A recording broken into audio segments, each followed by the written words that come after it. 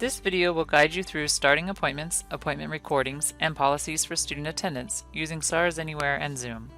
To look at an example of how to start your appointments, we are going to use Connor's schedule. It's always important to check SARS as your official schedule of your appointments. Looking at SARS Anywhere, Connor has an online appointment scheduled at 4 o'clock on June 17th. First, you will mark the appointment's attendance in SARS Anywhere by double-clicking on the appointment screen. Then select Attendance and Show, and then click Close to save the settings. The easiest way for him to go to that appointment is through Zoom using either the app or the website. I'm going to demo through the app. Your appointments will appear here on your Zoom meeting list in the Zoom app, or by selecting Meeting on the Zoom website. You can see the 4 o'clock appointment with the student named Test STEM MLC eSARS. This is the test student I'm using, and that is what also appears in SARS at 4 o'clock. From the meeting list, select the appointment and then click Start. Then the student will be able to join you for their appointment. Once you click Start, you will see the Zoom meeting window open, and you'll be able to use your Zoom tools that you'll be learning in the Zoom part of training. Selecting End Meeting for All will end the meeting, so make sure you don't do that until your appointment has completed. There have been times reported that Zoom doesn't always show all of your appointments. These discrepancies typically occur when something gets canceled and refilled into that spot, so SARS is ultimately the place where you need to check your appointments, and always refresh the page so you are looking at the most current information. If for some reason that appointment does not appear in your meeting list in Zoom, but you have checked SARS and you know that you have an appointment, go to SARS and double-click on the appointment to open the appointment window. Close the alerts, and you can see the link to that meeting. Be sure you are signed into your licensed Zoom account and paste that link into your web browser.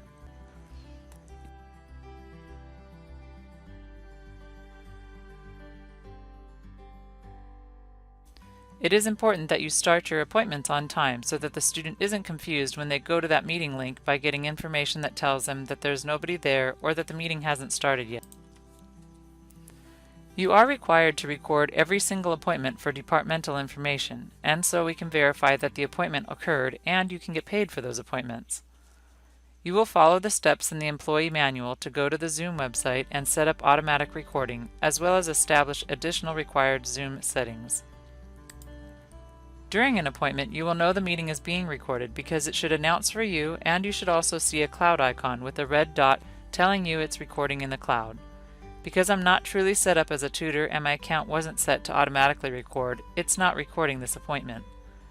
If something happens and your appointment is not recording, you can always click the record button now, and then the meeting will be recorded for you.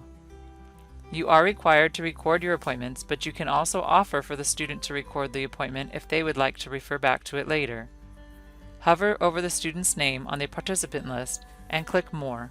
If you see the option to allow record, that means their equipment is capable of recording, and you can click that button to allow them to record and to let them know that is a choice for them.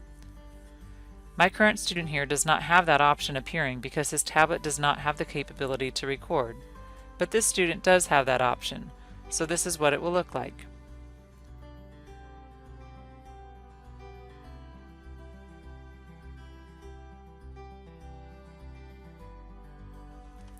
Regardless of whether or not the student records, you have to record your appointment.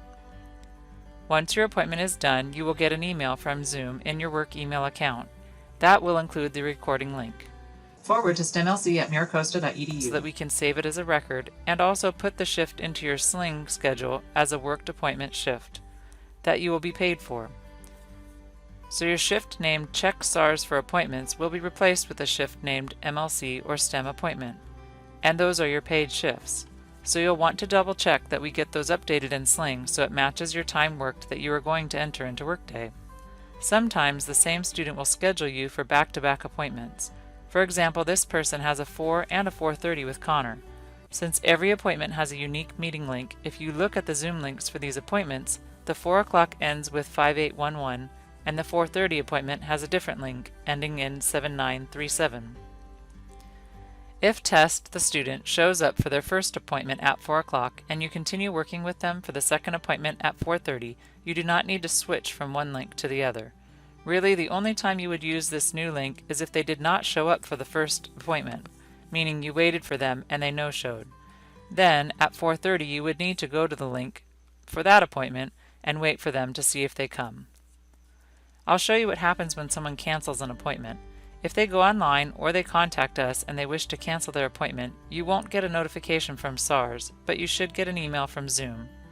In SARS, it simply disappears from your screen, and that happens instantly if you are actively in SARS, or you will see the change when you refresh your screen. You aren't paid for canceled appointments. If you start your appointment and wait for a student for the first 10 minutes of the scheduled appointment time and they do not show up, then they are considered a no-show. Their appointment would be removed and they would be able to receive assistance in the drop-in session. If you have any other issues with your appointments, you will need to message us in Sling to let us know. For a no-show that was not canceled in SARS and for which you waited 10 minutes, you will be paid 15 minutes. Open the appointment window and change the attendance to no-show. And in Sling, you will see a paid appointment shift added for that time. It is important for you to report no-shows to keep students accountable for what they've scheduled and so other students will have an opportunity to book appointments. For appointments that you do work, you will be paid for the length of the appointment as it was scheduled. You won't be paid longer than the appointment's scheduled time.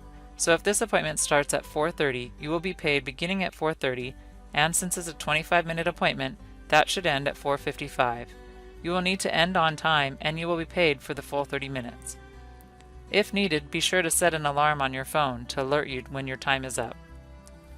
If for some reason the student is late, you are still paid beginning at 4:30 and you still need to end the appointment at that 25-minute mark. You are paid for the 30 minutes, so enter your appointments on time.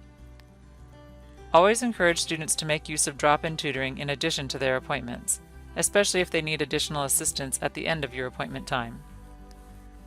If a student invites their study partners to join an appointment as a group, the student who scheduled the appointment will need to attend, or they will be marked a no-show.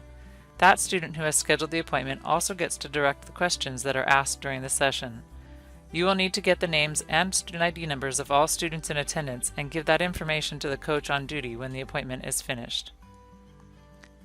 Just so you know how appointments work from the student's perspective, they receive an email with a clickable link to join their appointment.